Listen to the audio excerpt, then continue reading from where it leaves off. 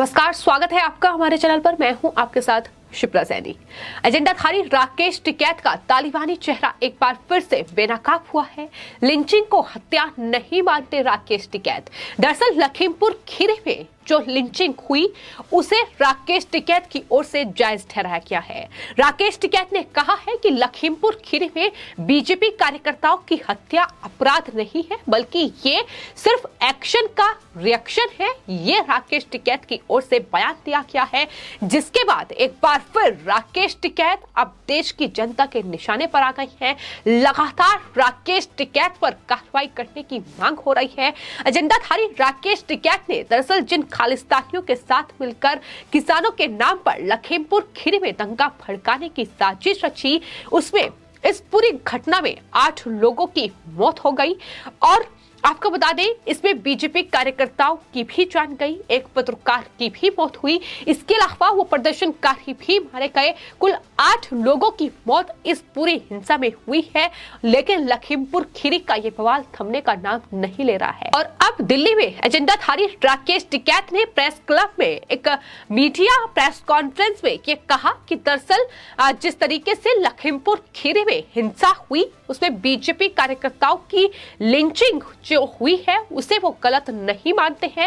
उन्होंने कहा कि जो हुआ वो गलत नहीं था, मैं उनको दोषी नहीं मानता। उनका कहना है कि पीट कर मारना उनकी नजर में हत्या नहीं है। यानी कितना बड़ा और शर्मनाक बयान राकेश टिकैत की ओर से दिया जा रहा है, इसका अंदाजा इसी बात से लगाया जा सकता है कि जो तस्वीरें लखीमपुर की हिंसा की सामने आई है, जिस तरीके से गाड़ी के ड्राइवर को पीट कर बेरहमी से उसकी हत्या की गई है, उसे मारा गया है। जिंदगी की भीख तमाम प्रदर्शनकारियों से वो ड्राइवर मांग रहा था।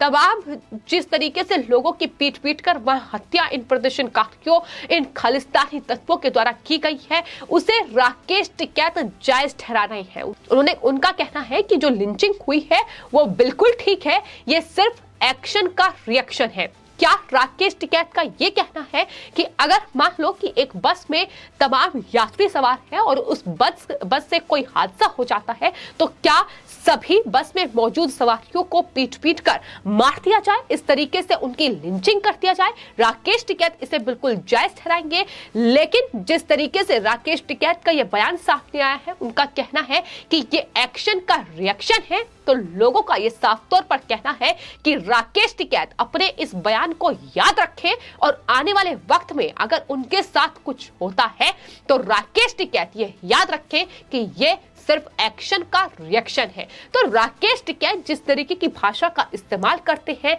जिस तरीके की आतंकी और तालिबानी भाषा उनकी होती है, उस पर एक बार फिर से सवाल उठ रहे हैं, क्योंकि राकेश टिकैत का ये बयान अपने आप में हैरान करने वाला है। दरअसल राकेश टिकैत ने लखीमपुर खीरी हिंसा को लेकर जब उनसे सवाल किया गया तो उस पर उन्होंने कहा कि लखीमपुर खीरी में बीजेपी कार्यकर्ताओं की हत्या करने वालों को दोषी ना समझा जाए, वो हत्या में नहीं आता है। उन्होंने कहा कि बीजेपी कार्यकर्ताओं की पीट कर हत्या करना केवल एक्शन का रिएक्शन था, कोई प्लानिंग नहीं थी। यानी खालिस्तानियों की हत्या हो तो ये नेता छाती पीट कर होने लग जाते हैं। जिस तरीके से वहां उपद्रवियों की भी मौत हुई है, उस पर उन्हें 1 करोड़ रुपए मुआवजा भी चाहिए, उस पर उन्हें सरकारी नौकरी का भी ऐलान सरकार उनके लिए करे। तमाम मांग जो है उनके लिए रखी गई। लेकिन जो बीजेपी कार्यकर्ताओं की जान इस पूरे हादसे में गई है, जिस तरीके से एक गाड़ी में जो 4 लोग सवार थे ड्राइवर समेत, उनकी पीट कर हत्या की गई है, उनके लिए कोई भी बयान राकेश टिकैत की ओर से नहीं आया। और आखिर में अगर बयान सामने आया है तो इतना शर्मनाक है कि राकेश टिकैत एक बार फिर से उनका ये तालिबानी चेहरा बेनकाब हुआ है कि किस तरीके से दरअसल वो बयान दे रहे हैं, लिंचिंग को वो जायज ठहरा रहे हैं। वो कह रहे हैं कि अगर किसी वाहन से कोई हादसा हो जाता है तो उसमें मौजूद तमाम सवारियों की पीट कर इस तरीके से हत्या कर दी जाए, वो बिल्कुल ठीक होगा। तो यानी आने वाले वक्त में अगर इस तरीके के हादसे होंगे तो क्या उसके लिए राकेश टिकैत जिम्मेदार होंगे? ये सवाल है जो देश की जनता पूछ रही है। तो राकेश टिकैत का ये बयान अपने आप में हैरान करने वाला है। जिस तरीके से उन्होंने देश में लिंचिंग की इन घटनाओं को वो जायज ठहरा रहे हैं, जिस तरीके से वीडियोस लखीमपुर खीरी हिंसा के सामने आ रहे हैं, जहां पीट पीट कर ड्राइवर और तमाम बीजेपी कार्यकर्ताओं की हत्या की गई है, उन्हें वो बिल्कुल जायज ठहरा रहे हैं कि बिल्कुल ठीक है, ये एक्शन का रिएक्शन है। लेकिन अब राकेश टिकैत को भी ये याद रखना होगा कि उन पर भी ये एक्शन का रिएक्शन लागू होता है। हालांकि आपको बता दें, इससे पहले भी राकेश टिकैत की ओर से उनके मुताबिक लखीमपुर में पीट पीट कर जो 4 लोगों की जान ली गई है, जिसमें ड्राइवर गाड़ी का शामिल है, जिसकी वीडियो भी सामने आई है, जो साफ तौर पर अपनी जान की भीख इन प्रदर्शनकारियों, इन उपद्रवियों से मांग रहा है, लेकिन बेरहमी से उसकी हत्या कर दी गई। इसके अलावा 3 और लोग थे जिनकी मौत हुई है। आपको बता दें, इससे पहले भी राकेश टिकैत की ओर से लखीमपुर खीरी में पीट पीट कर मार दिए गए 4 लोगों के परिवार वालों की FIR भी दर्ज नहीं की जानी चाहिए, ये राकेश टिकैत कह चुके हैं। उनका ये भी कहना था कि क्योंकि वो तो आदमखोर है, आदमखोर वो बीजेपी कार्यकर्ताओं को करार दे रहे हैं। यानी किस तरीके की भाषा का इस्तेमाल राकेश टिकैत की ओर से किया जा रहा है, ये साफ तौर पर दिखा रहा है कि जिस तरीके से उनके बयान सामने आ रहे हैं, साफ तौर पर लिंचिंग को सही ठहराया जा रहा है। लेकिन वो वीडियो भी सामने आया है जहां गाड़ी का जो ड्राइवर है वो दरअसल इन उपद्रवियों से अपनी जान की भीख मांग रहा है, लेकिन उसके बावजूद भी इस तरीके से पीट पीट कर उनकी हत्या कर दी गई है।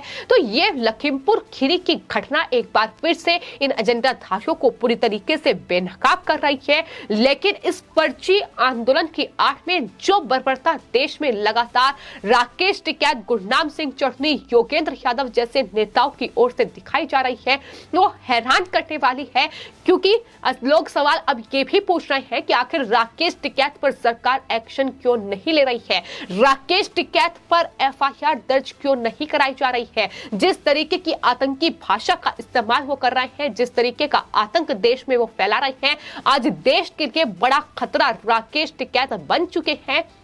तमाम उनके ऐसे बयानों की लंबी चौड़ी फहरिस्त है जो उन्होंने देश में दंगा और हिंसा भड़काने के लिए दी है, देश का माहौल खराब करने के लिए उन्होंने तमाम बयान दिए हैं। उन्होंने साफ तौर पर यह कहा है कि अगर कानून रद्द नहीं होंगे तो वो देश में गृह युद्ध की धमकी उनकी तरफ से दी गई है।